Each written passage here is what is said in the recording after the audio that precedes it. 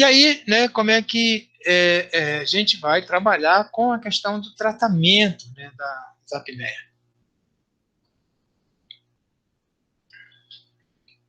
Então, o que é que eu tenho? Eu tenho aqui, né, uma desordem do evento respiratório. Pode ser um problema anatômico, então eu vou ter que tratar anatomicamente. Pode ser, eu preciso que o indivíduo perda peso, eu peço terapia de posição, né, devido a questão muscular, né, a questão dele ter alguma coisa que está alterando, né, a um problema de obstrução nasal, né, ou posso fazer a questão de necessidade de fazer pressão, né, oral, né, para poder ele respirar, e assim sucessivamente. Aqui eu posso ter um problema, né, de um controle neuroventilatório, né, esse mecanismo, né, o limiar de apneia, o limiar de despertar, né, aqui eu vou ter oxigênio, medicamentos, tal. Aqui, né, em a compensação neuromuscular, eu posso aumentar a pressão nasal aqui via CPAP e tal.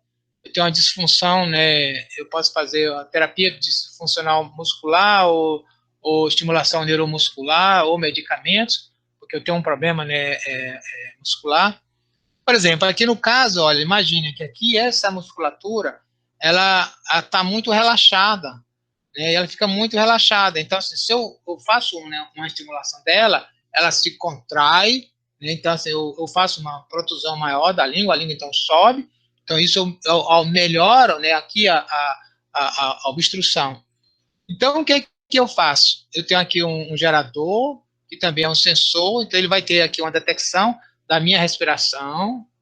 Então, toda vez que minha respiração começar aqui a aumentar muito, força, porque está obstruído, aí ele detecta, ele vai então promover uma ativação aqui, aí ele estimula esse músculo, abre, facilita a entrada e a saída do ar.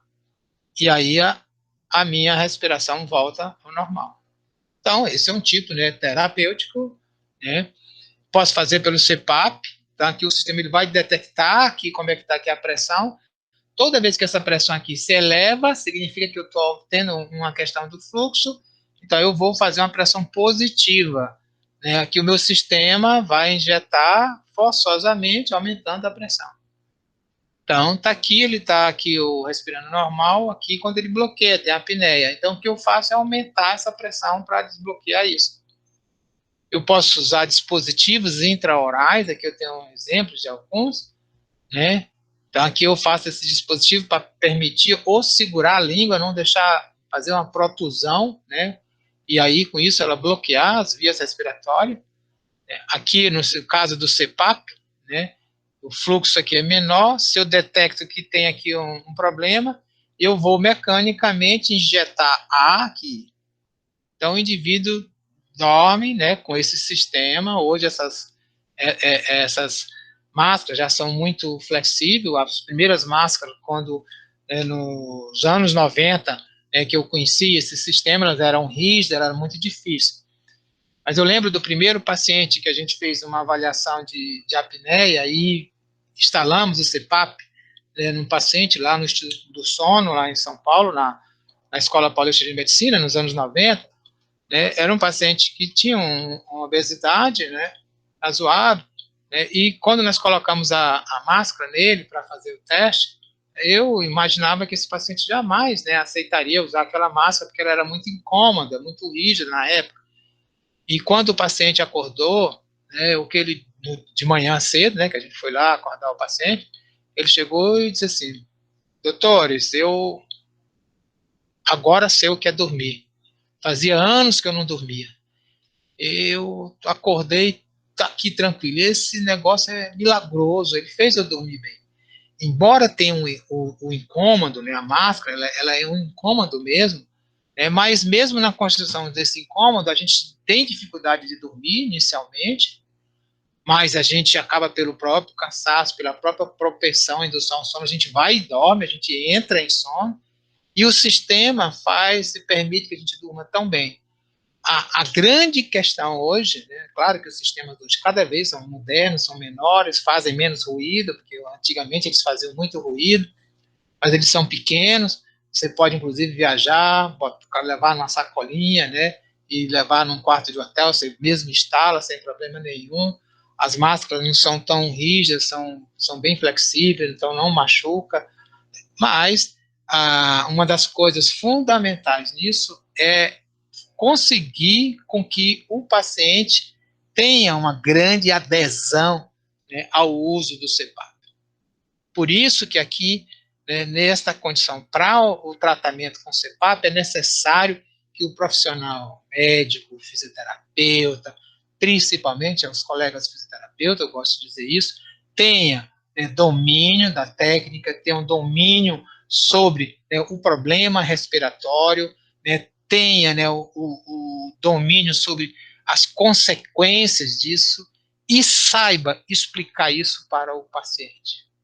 Porque o fundamental é a gente convencer o paciente que ele tem uma doença que é uma doença grave, uma doença que vai levar várias consequências e que ele precisa tratar.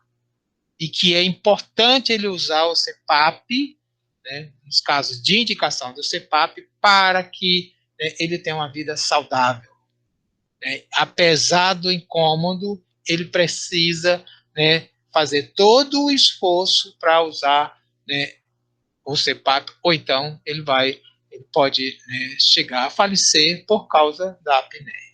Então, nós, como profissionais da área de saúde, temos que saber fazer convencer os pacientes para, né, que o processo de adesão ao tratamento ocorra, né, e tenha uma melhora do paciente, a melhora, né, para o paciente. Isso aqui é um exemplo, né, que a gente vê claramente nos estudos. Então, aqui eu tenho, né, embaixo, isso aqui é em tempo, né, em horas, tá? E aqui eu tenho dados, quando eu tenho aqui em azul, a linha azul é sempre quando é o paciente que está com apneia obstrutiva. Né? E aqui é o paciente que tem apneia obstrutiva do sono e usou o CPAP. Então, veja, aqui são os eventos respiratórios, né, por 20 minutos. Claro, né, aqui eu tenho vários eventos respiratórios a cada 20 minutos, muito elevado. Usei o CPAP, esses eventos desapareceram. O que são os eventos respiratórios? Lá, parada respiratória, ou seja, o esforço respiratório tinha, depois parou a respiração. Não aconteceu mais. Diminuição, né, de só 30%. Hipopneia também não aconteceu. Despertares por minutos, por cada 20 minutos. Então, vê, ele tinha 10 despertares por cada 20 minutos aqui, só nesse momento. Então, ele ficava, né? Ele despertava 10 vezes, usou o CPAP, ó, quase zero. Aqui, ó, de saturação maior do que 3%. Aqui a saturação aqui é normal. Olha a de saturação, de 15% por 20 minutos. Aqui, ó, a pressão, né, a saturação. Aqui o indivíduo ele caía de 96, ia para lá. Aqui, ó, ficou aqui, ó, 96. Aqui a CO2, né, era aqui, está eliminando. Aqui a frequência cardíaca, né, no indivíduo com apneia mais alta, o indivíduo usou o CPAP e reduziu. Ou seja, aqui eu tinha uma ativação simpática e aqui eu reduzi a ativação simpática. Com a ativação simpática, eu estou promovendo uma hiperativação do sistema cardiovascular, elevando a pressão arterial, aumentando o risco cardíaco. Então, veja o quanto que o CPAP, né, ele tem um efeito terapêutico. Então, falando agora dos distúrbios respiratórios durante o sono, quais são as consequências dele? E aqui a gente está falando da apneia, por exemplo. Isso aqui é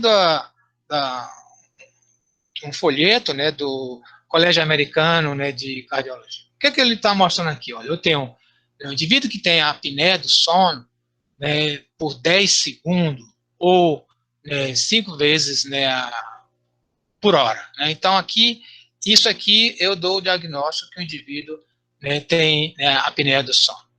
Eu tenho 2 vezes mais nos homens do que nas mulheres.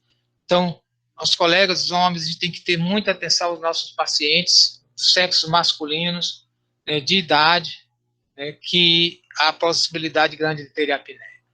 A apneia obstrutiva, ela está muito relacionada à morte súbita cardíaca, tá?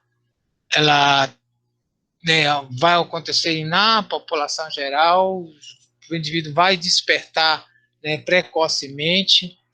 Se acha que eu tenho 12 milhões de pacientes, né, eu tenho muitos mais que não foram diagnosticados, e o que se pensa é que eu tenho em torno de 450 mil mortes anualmente nos Estados Unidos por problemas da apneia, né, de sono. Coisa que então a gente precisa ter muita atenção. A apneia, né, ela está relacionada aqui com 37%, pressão elevada. Geralmente, né, são os pacientes que têm pressão elevada e, né, medicamentos, né, que a gente usa não tem efeito. Pode ter fibrilação atrial, né, e é mais comum nas pessoas nos homens que têm insuficiência cardíaca congestiva. E gera e piora, né, o quadro, né, quando tem apneia. Então, essa é a grande preocupação. O tratamento aqui de quem é diagnosticado, né, quase 6 milhões de pessoas nos Estados Unidos, né, há um gasto, né, de 12,4 bilhões de dólares. Já os indivíduos que não são tratados, em torno de 23 milhões de pessoas, né, se eu for ver, por exemplo, esse tratamento, o problema é que o custo disso aqui, por morte, outras doenças, falta ao trabalho, etc., é altíssimo. E a gente precisa, né, reduzir esse custo. É claro que outra questão importante, né, na questão da apneia obstrutiva, né, que quando eu tenho aqui, né, uma dificuldade respiratória por obstrução, o que é que eu vou ter? Eu vou gerar hipóxia, né, intermitente, né, eu vou gerar fragmentação do sono. Essa hipóxia intermitente e a fragmentação do sono vai ter como consequências alterações, né, tanto, né, do funcionamento cortical, e essa alteração desse funcionamento cortical aqui vai levar o quê? Alterações cognitivas, então diminuições, né, da cognição, memória. Ela vai ter, né, eu já mostrei para vocês na primeira aula nossa, né, que entre as funções do sono, a gente tem da limpeza, né, do sistema, né, nervoso central, e se eu tenho fragmentação do sono, isso não ocorre, então eu tenho acumulação, né, de metabólitos. Isso pode gerar no futuro doenças neurodegenerativas. Então, se eu vou tratar com CPAP, né, na verdade, eu vou melhorar todas essas condições. Então, isso aqui seria uma condição que tem lesão por causa, né, da hipóxia intermitente e da fragmentação, né, o CPAP melhora, e é claro que isso evita ter um dano cerebral. Mas hipóxia e fragmentação, você promove dano no seu cérebro, né, e aumenta a possibilidade de você desenvolver doença neurodegenerativa.